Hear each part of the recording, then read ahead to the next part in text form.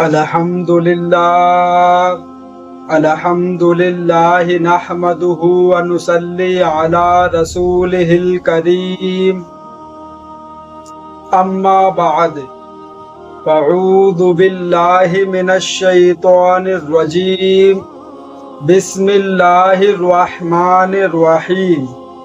اللہ تعالیٰ سے دعا ہے اللہ تعالیٰ صحیح طریقے سے بات کہنے کی، سننے کی، سمجھنے کی، پھر اس پہ اللہ تعالیٰ ہم سب مسلمان بھائیوں کو عمل کی بھی توفیق عطا فرمائے۔ 10 قسم کے گناہوں پر شدید قسم کے 10 عذاب۔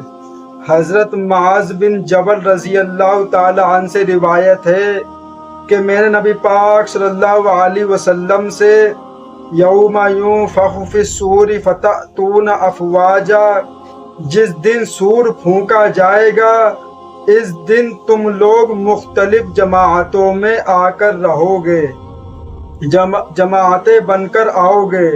کے متعلق پوچھا کہ اس کے کیا معنی ہیں، تو آپ صلی اللہ علیہ وسلم نے فرمایا، اے معاذ آپ نے بہت بڑا سوال کیا۔ پھر آپ صلی اللہ علیہ وسلم رونے لگے اور پھر ارشاد فرمایا، 10 قسم کے لوگ میری امت میں سے قیامت کے دن اس طرح اٹھائے جائیں گے کہ ان کی شکلیں تبدیل ہوں گی۔ نمبر 1، بعض لوگوں کی شکلیں بندروں کی طرح ہوگی۔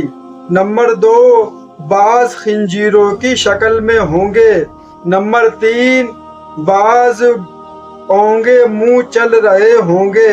نمبر 4، بعض اندھے اور بہرے ہوں گے۔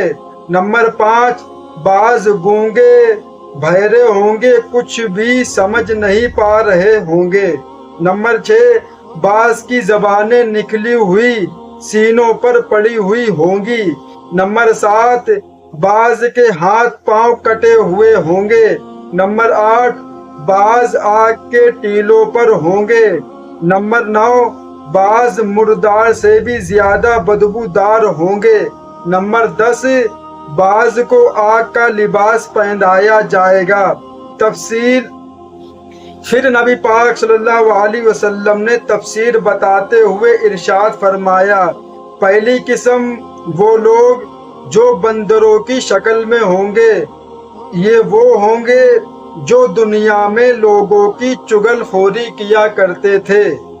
دوسری قسم خنزیروں کی شکل والے وہ ہوں گے جو دنیا میں حرام کھاتے رہے ہوں گے۔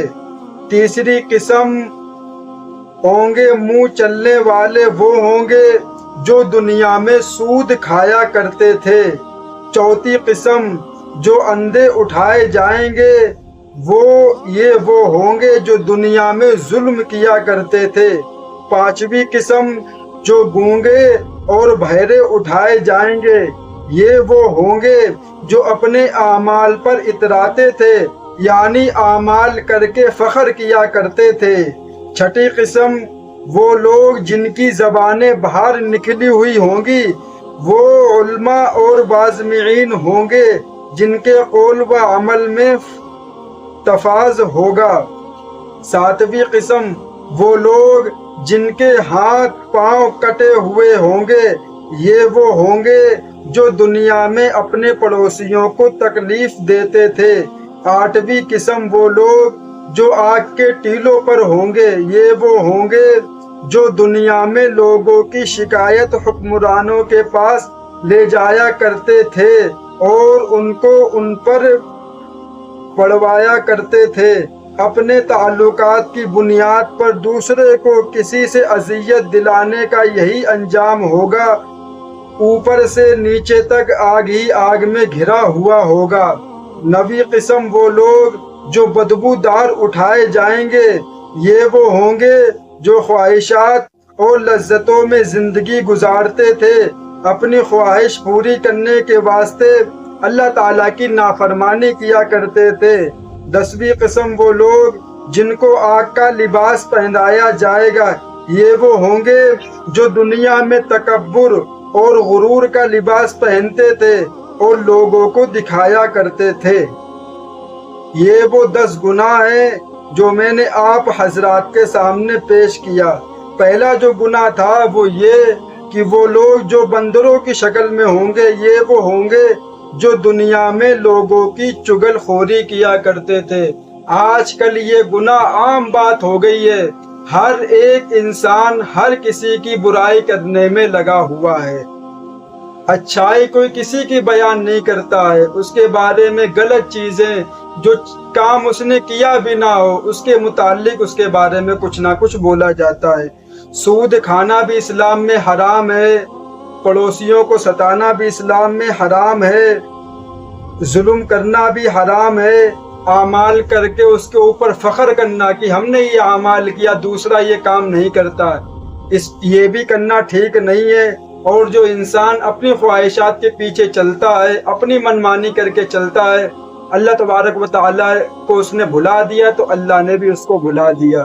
میرے بھائی، یہ وہ 10 خطرناک گناہ ہیں جن سے ہم سبھی مسلمان بھائیوں کو بچنا چاہیے، اور اپنے پیارے مسلمان بھائی ان کو بھی یہ بات بتانی چاہیے کہ کچھ چھوٹے گناہ ہوتے ہیں لیکن ہم یہ سوچتے ہیں کہ وہ گناہ کوئی ان کی حیثیت نہیں ہے، لیکن میرے بھائی ان کی جو خامیازہ، جو ان کی جو تکلیف ہے، جو ان کی سزا ہے میرے بھائی، وہ بہت خطرناک سزا ہے۔ تو جیسے جھوٹ، اب کوئی کسی سے پوچھو وہ کتنا بڑا پڑھا لکھا ہو دنیا کے اعتبار سے، اس کو علم کے بارے میں جانکاری نہ ہو، قرآن کے بارے میں اس کو معلومات نہ ہو، آپ اس سے پوچھیں کہ جھوٹ بولنے سے کیا ہوتا ہے، کیا جھوٹ بول سکتے ہیں؟ وہ تو کہہ دے گا آرام سے جھوٹ بولو، ارے بات ہی کرنی ہے جھوٹ بول دو۔ اس میں یہ تھوڑی ہے کہ جب آپ جھوٹ بولو گے تو آپ کی زبان کالی ہو جائے گی، آپ کے ناک سے خون بہنے لگے گا، کچھ بھی نہیں ہوگا۔ ایسے اگر کچھ ہو تو انسان سمجھے کہ اس نے جھوٹ بولا ہے، تو ایسا تو کچھ بھی ہوتا نہیں ہے، کھا رہے پی رہے جی رہے۔ تو میرے بھائی، اب کسی علم والے سے پوچھیں گے آپ کہ کیا جھوٹ بول سکتے ہیں، وہ کہے گا نہیں، جھوٹ نہیں بول سکتے۔ کیوں؟ کہ جھوٹ اتنا خطرناک گناہ ہے کہ اگر کوئی انسان ایک بار جھوٹ بولتا ہے، اس جھوٹ بولنے کی وجہ سے جو بدبو پیدا ہوتی ہے، جو فرشتہ ہمارے ساتھ رہتا ہے 24 گھنٹے ہماری حفاظت کرنے کے لیے، 40 قدم دور چلا جاتا ہے وہ اس جھوٹ کی بدبو کی وجہ سے۔ تو میرے بھائی، ہمیں تو نہیں بدبو محسوس ہوتی ہے، لیکن وہ ہے کہ اس لیے مسلمانوں کو جھوٹ نہیں بولنا چاہیے اور غلط کام نہیں کرنے چاہیے۔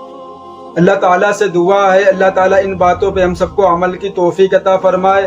وآخر دعوانا والحمد للہ رب العالمین۔